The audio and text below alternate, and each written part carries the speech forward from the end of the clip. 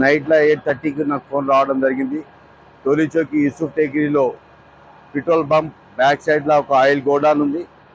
అక్కడ షార్ట్ సర్క్యూట్తోని పెద్ద ప్రమాదం జరిగింది. కానీ ఇప్పటి వరకు నాకు తెలిసిన మటుగానే 8:30 నుంచి నేను ఇక్కడికి స్పాట్కు రావడం జరిగింది. వచ్చిన తర్వాత కలెక్టర్ హైదరాబాద్తో మాట్లాడాను, ఎండి వాటర్ వర్క్స్తో మాట్లాడాను, జోనల్ కమిషనర్ గారితో మాట్లాడాను, కమిషనర్ జిహెచ్ఎంసీతో మాట్లాడాను. అందరూ ఇక్కడికి స్పాట్ మీదకి వాళ్ళ సబార్డినేట్ని పంపారు.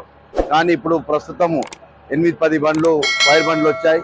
ఇప్పుడు వాళ్ళ దగ్గర నీళ్లు దగ్గర సుమారు నీళ్ళు అయిపోవడం జరిగింది. దాని తర్వాత నేను ఆసిఫ్ నగర్ ఫిల్టర్కు వాటర్ ఎండీకి చెప్పాను. వాళ్ళు కూడా ఇప్పుడు ప్రయత్నం చేస్తారు, ఇక్కడ వాటర్ ట్యాంకర్లను పంపే ప్రయత్నం చేస్తారు.